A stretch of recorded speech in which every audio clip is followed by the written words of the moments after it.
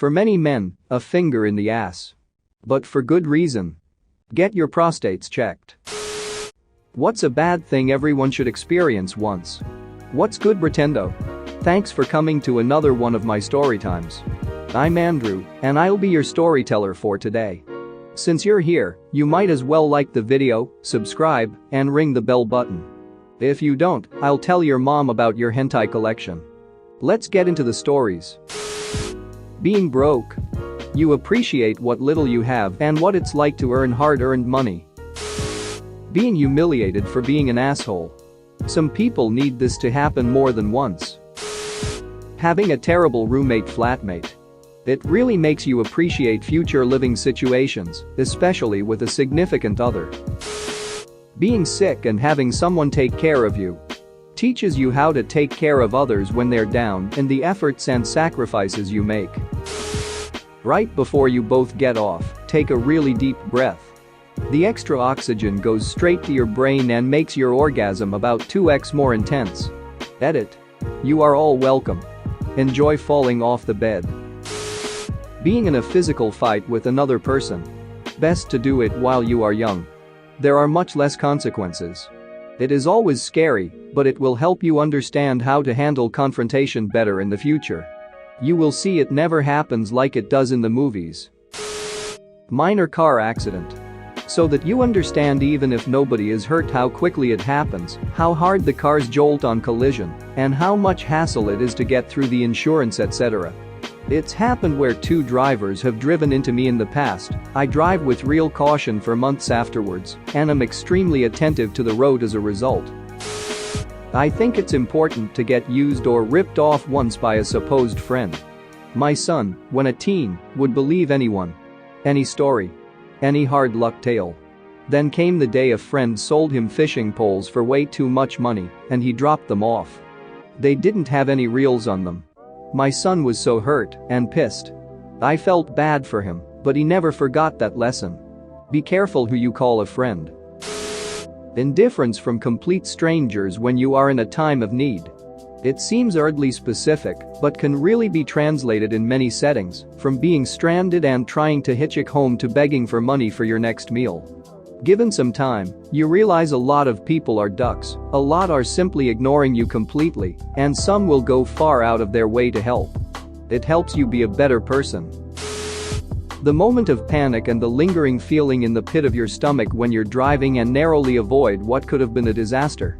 Not even necessarily your fault, things like braking for a deer or a car not seeing you in their blind spot and changing lanes into you, and you have to hit the horn.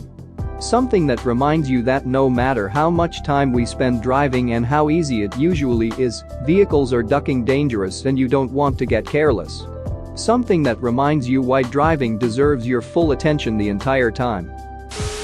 Live on a service job minimum wage for a year. No parents as a safety net, no rich friends you live with, no big savings account you can dig into if you really need it, nada. None of that. Haha, yeah, I totally know what it's like. My lawyer parents made me wash cars and teach yoga for a while to get real-world experience. No, you need to feel a real, present threat of being homeless. Nothing but a crappy job at Popeyes between you and the streets. Know what it's like to run down to the plasma center and sell your blood for gas money. Have to make up excuses to not go out with friends tonight because your paycheck got lost again. Put up with your friends' snide comments when you only eat half your 10 pizza and box the rest for home because you'd like to have lunch tomorrow. Know what it's like to have your employment put at risk by some snot-nosed rich teenage customer who decides your service wasn't fast enough. Being at the mercy of someone else after you've done something to deserve getting your arse whooped. I'm not saying everyone should experience getting bashed, but I think there are a lot of people out there with attitude problems that have never experienced the consequences of their actions. A little fear can be enough to make people think twice before being dickheads to others. Again, I am not advocating violence, but the stomach plunging into your feet because you know you done ducked up by being a tool to someone that isn't having your crap? That I think is a valuable lesson in how not to behave as a human being. Being in a bad relationship. You quickly learn what you don't want in a partner. I recently divorced and occasionally get crap for this. I'm in my early 30s, so I have dated people who have not had a long-term relationship. Some of those people see me as picky, but it's really hard to explain that knowledge of what you can live with and what you can't in a partner. Some of them say, well, people can change. As if I should enter a relationship hoping someone will change for me? That's idiotic, and I spent the last few years of my marriage hoping for him to change. It's nice in movies, but not in real life. Working in retail and/or food service. Working those jobs really changes your perspective on what is an appropriate way to behave in those environments and shows you that many people have no idea how to behave appropriately in them. I'm a cashier bagger. You have no idea just how rude, lazy, inconsiderate, nasty, and just downright mean people can be until you work in a customer service job. It really makes you appreciate genuinely nice people a whole lot more and shows you just how many people weren't raised right. I can tell stories for days about the crap I see on a daily basis. For example, one time I had a lady complain to my office manager, co-manager, and store manager I was on a register that day, saying that my customer service was awful and that someone should have trained me better.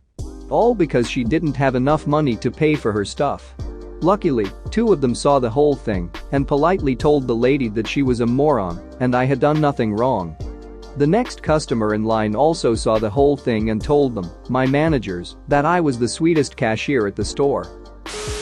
Near-death experience. You never really appreciate the finite nature of your own life until you've breathed what you believe to be your last breath. Then to have the brain go into panic mode, images flashing and a strong inbuilt survival mechanism kicking in, forcing every part of yourself to fight for life to then have it all go black.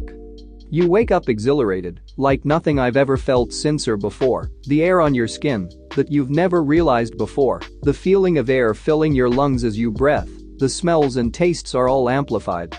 It lasted for at least a year, the urge to savor every little thing in life and see all the previous annoyances as petty and meaningless in the grand scheme of things.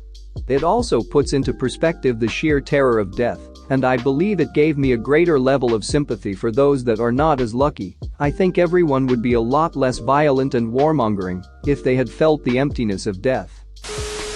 Everyone should experience firsthand how money can destroy close relationships and how quickly it can happen. I was dating a girl who had a lifelong friend with bad credit. Like really bad. She wanted to buy a new car but couldn't get approved for a loan and asked my friend to co-sign. Then it turned out her credit was so bad, she couldn't even use a co-signer. They wouldn't issue the loan unless with her name anywhere on it.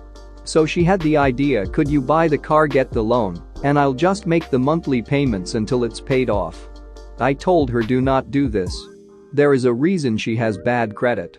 Well, she didn't listen and bought the car for her friend. Her friend made exactly one payment to her, and the next month nothing. She started ditching phone calls, and then we found out she moved out of her apartment. Suddenly this girl's family, who my friend has known for like 15 years, is pretending they don't know where she lives and has no way of getting in contact with her. A couple more weeks and an envelope with half a car payment, 3 weeks late at this point, shows up stuck under my girlfriend's doormat. The next payment comes due, and nothing. So now my girlfriend is making the payments every month on a car she hasn't seen in months. Her friend who promised to make payments is a payment and a half behind, and it's only been 3 months.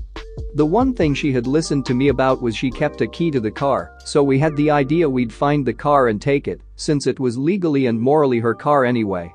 So we spent I don't even know how many weeks every night driving around for hours, hitting this chick's hangout spots, friends' houses, family houses, etc.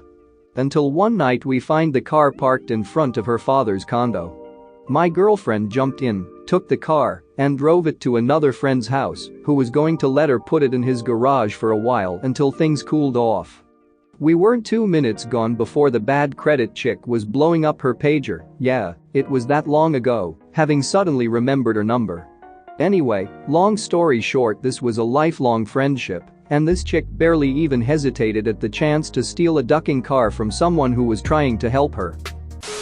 Like and subscribe for more funny, interesting, and scary r/ask Reddit videos.